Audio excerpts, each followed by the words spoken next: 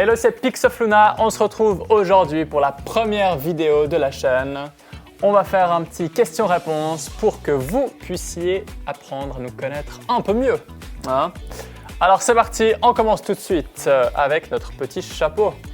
Quelles sont vos aspirations pour l'avenir de Pixofluna? On aimerait bien être une agence plus tard avec différents pôles spécialisés, donc par exemple dans la photographie culinaire, ensuite dans tout ce qui est événements sportifs, dans tout ce qui est mariage, dans tout ce qui est immobilier. Et pour l'instant, voilà, moi je touche un petit peu à tous ces domaines, mais à la longue avoir des personnes dédiées à certains départements, je dirais. Ouais. Donc pourquoi pas être plus que deux dans Pixofluna. Alors,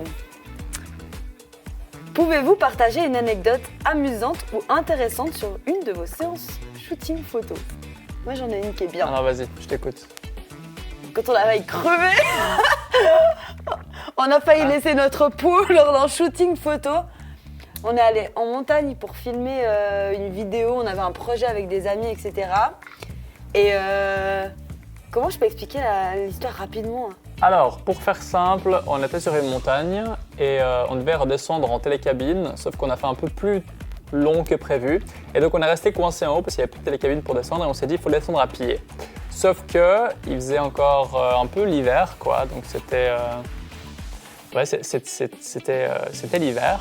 Donc on décide de descendre et quand il fait nuit, la température elle baisse et là où on descendait, ça a commencé à geler et on est resté coincé en fait sur une grande piste de ski et on a dû appeler les secours pour qu'ils viennent nous chercher parce qu'on pouvait plus avancer, c'était trop dangereux quoi. J'étais au milieu de la piste glacée comme ça et ils étaient tous sur le côté en mode safe, etc. Et moi j'étais au milieu en train de me dire ok, là s'il y a mon petit doigt qui bouge, je crois que je tombe en bas. Ils sont venus me rechercher avec un bâton comme ça, c'était n'importe quoi. C'est l'aventure. C'était l'aventure. Conclusion, attention à la nature, filmer des vidéos dans la montagne c'est chouette, mais faites attention Ça peut quand être même, dangereux en vrai. parce que la nature est très forte. Allez, prochain papier. C'est à moi. Non, t'as pris le premier. Alors, quel est votre conseil numéro 1 pour quelqu'un qui veut se lancer dans la photographie-vidéographie? Je pense que tu seras plus à même de répondre à cette question que moi. Alors, mon conseil numéro 1, c'est de faire beaucoup de choses, mais beaucoup de choses de manière réfléchie. Je m'exprime un peu plus. Au début, c'est pas grave de travailler gratuitement, mais de nouveau, il faut se dire pourquoi est-ce qu'on travaille gratuitement? Est-ce que c'est pour se faire de l'expérience? Est-ce que c'est pour se faire de la visibilité? Enfin, il faut toujours essayer de gagner quelque chose. On ne travaille jamais vraiment gratuitement. Et ça, il faut vraiment l'avoir en tête. Mais je dirais, ouais, si tu veux t'entraîner, si tu veux construire quelque chose et gagner en expérience, fais des projets. Même si ce n'est pas forcément payé ou rémunéré, ça te fait la main. Et après, tu auras un beau portfolio. Puis avec ce portfolio, tu pourras être un peu plus légitime et demander de la rémunération pour ton travail et gagner en expérience, quoi.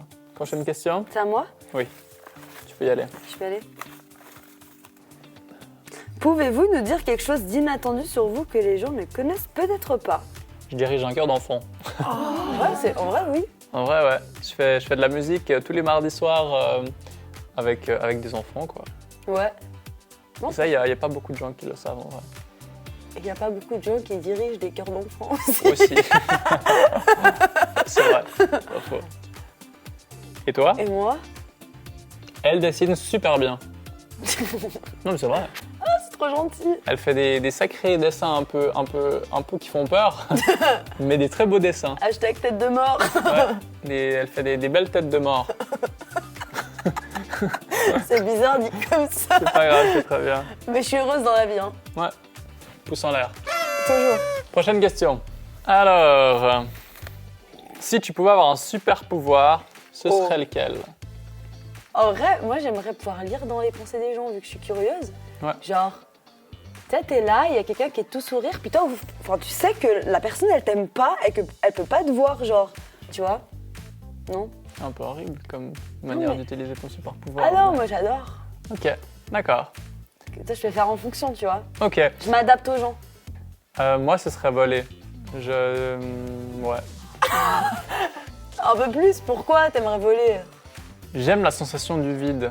J'avais fait du saut à l'élastique et c'est j'avais juste. beaucoup aimé le saut à l'élastique pour cette sensation de vide. Après, remonter, tirer, avoir toutes les tripes qui descendent dans ta tête, c'est pas fun. Mais la sensation de chute, elle est assez belle. Donc voler et tomber comme ça, puis voler, ouais. Allez, prochaine question, c'est parti. Quelle est la meilleure partie de votre travail en tant que photographe vidéaste? Créer une atmosphère avec les couleurs, c'est une partie que j'aime beaucoup dans le travail. Ok, c'est beau. Ouais. Puis toi? Mais c'est pendant le shooting ou n'importe? Non, du travail de photographe vidéaste. Bah, c'est la satisfaction quand tu vois genre, le résultat, c'est genre. Ouais. Ça, c'est fou, oui. genre, t'es fier de ce que t'as fait, tu vois. Ouais. Ce que j'aime bien avec le travail d'editing de vidéo, c'est que quand on prend les clips et puis qu'après on doit construire du coup la vidéo finale, c'est toujours un peu la surprise de qu'est-ce qu'on va avoir, comment ça va se construire, la musique qu'on choisit, ça va structurer un petit peu le travail. Et puis on a toujours cette idée de départ et cette idée de fin qui ne correspondent pas forcément et c'est toujours chouette d'être un peu surpris là-dedans. Prochaine question, nous avons... J'ai une crampe. Une crampe. Si vous deviez choisir une chanson pour représenter l'ambiance de votre journée de travail chez Pixelfluna, laquelle serait-ce? Ah oui, j'avoue. En vrai, un petit thriller de Michael Jackson. Ok, prochaine question, c'est parti. It's for me. D'accord. Formidable. Qu'est-ce qui vous a inspiré à devenir photographe vidéaste? Moi, c'était il y a 4 ans. De base, je voulais promouvoir mon groupe de musique. Et du coup, j'avais acheté une caméra pour m'occuper du contenu audiovisuel du groupe. Mais pour finir, je ne l'ai pas vraiment utilisé pour le groupe de musique. Et je l'ai utilisé pas mal pour la nature, les montagnes et tout ça. Au début, c'était plus les paysages. Et après, j'ai fait un échec définitif à l'université. Et je me suis dit, bah voilà, c'est l'occasion pour monter et faire quelque chose de sérieux avec ma passion, qui est du coup la photo et la vidéo. Et donc, j'ai décidé de me lancer à fond dans ça, quoi. C'est beau ce que tu dis. Ouais. C'est parti. Let's go to the Froid dans ce beach. grenier. Avez-vous un talent caché? Je suis contorsionniste des doigts. Je peux faire ça. Après, je peux faire ça.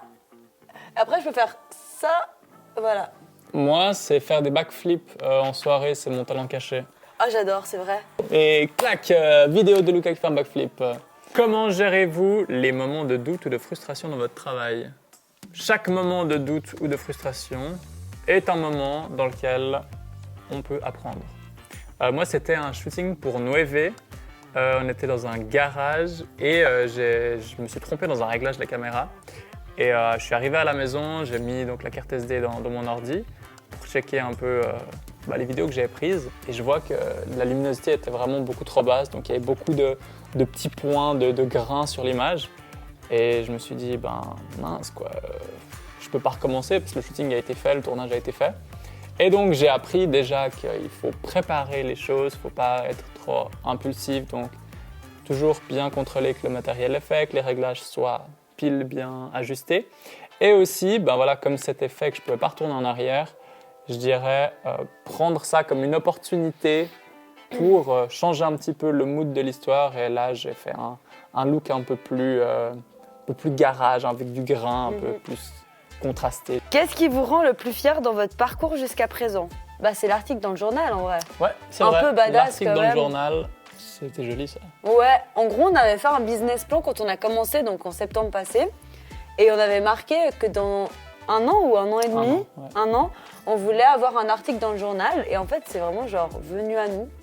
Comme ça. C'est présenté, alors on a dit avec plaisir. Ouais, genre 3 mois après qu'on ait fait notre business Ouais. plan, je crois. Et du coup, on a un article dans le journal qui est sorti d'ailleurs. Allez checker. Dans la liberté, Exactement, c'est juste. petit moment. Je t'engage dans mon équipe, mec. Petit moment promotion. Comment Pixelfluna est né et racontez-nous son histoire. Raconte l'histoire, Dana. D'accord, je vais raconter l'histoire. Donc il y a 2 ans, Lucas a rassemblé des gens qui étaient passionnés du coup de montagne, de randonnée et de photos pour faire des petites sorties en montagne. Et nous, on se connaissait pas plus que ça en vrai. Non, ouais. Et moi, j'avais ramené ma toute petite caméra parce que j'aimais bien faire de la photo, mais c'était pas ma monstre passion. J'avais pas investi dans du matériel super pro. Et Lucas, du coup, il m'a parlé de son envie de créer quelque chose. Enfin, il s'est dit que ça pouvait être sympa de créer quelque chose avec moi parce que lui, l'administratif, c'est pas son truc. Et du coup, on s'est dit why not. Moi, je m'occupe de l'administratif, fais de la photo vidéo, trouver des contacts et on peut faire un truc cool. Et puis au final, ça a pris plus d'ampleur que ce qu'on pensait, mais donc c'est cool. Quelle est la meilleure chose à propos de travailler ensemble? Je dirais que du coup, on est méga complémentaires. Et du coup, ça c'est une grande force en vrai. Ça, c'est une grande... Alors, c'est une grande force, même si des fois, du coup, il y a 2-3 petits... On se prend des fois on se prend un peu la tête de temps en temps pour certaines choses parce qu'on ne fonctionne pas de la même manière. Mais du coup, comme on est très complémentaires, on a un travail qui reste très qualitatif, je dirais. Ouais. À juger. C'est beau. Prochain. Quels sont les avantages et les défis de travailler ensemble? Alors les avantages, je dirais que du coup, on est complémentaires. On est complémentaires. Ouais. Donc ça, c'est cool. Parce que du coup, on a 2 regards pour, par exemple, un projet. Ce qui nous permet de tout d'un coup, si on fait les choses trop vite, t'as l'autre qui vient nous ralentir un peu ou nous dire « Ah mais tu vois, t'aurais pu faire de cette manière ». On a des feedbacks en fait. Mais du coup, ça rejoint ce que Lucas disait avant par rapport au fait que des fois on n'était pas d'accord sur certaines choses et puis que de temps en temps ça nous arrive de nous prendre la tête. Comme on travaille de manière différente, ça peut créer aussi des fois des petites tensions. Mais je pense que c'est aussi sain parce que ça montre que peut-être que moi, il y a des choses que je vois et que toi, tu vois pas, et vice-versa. Et du coup, je pense que c'est pour ça, des fois, on n'est juste pas d'accord sur certaines choses, mais je pense que c'est pas plus mal au final. L'avant-dernier, c'est parti. Citez-nous une de vos qualités et défauts. Donc, je dis pour toi et tu dis pour moi. D'accord, vas-y. Je commence? Vas-y.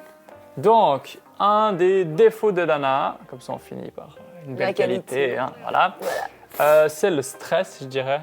Je me souviendrai toujours de cette soirée. C'était à Lausanne, on filmait une after-movie pour une soirée dans un bar. Et Dana, c'était vraiment l'électron libre qui courait dans tous les sens pour prendre des photos. Elle avait peur de tout louper.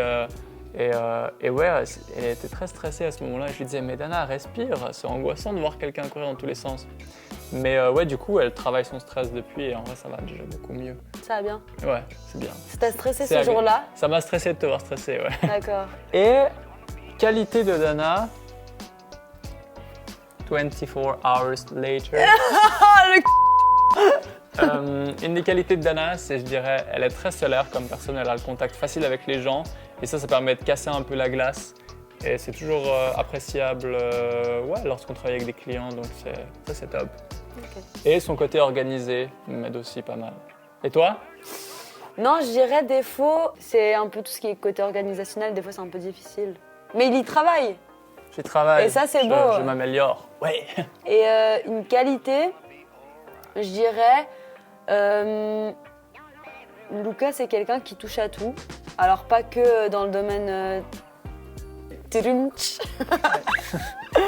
non mais je dirais que genre même pas qu'au niveau de la photo et vidéo, vraiment il fait de la musique, il dirige un chœur d'enfant, il tient la comptabilité d'une Farshaft, du coup vidéo, photo, il gère ça genre incroyablement bien et même de savoir te vendre, etc.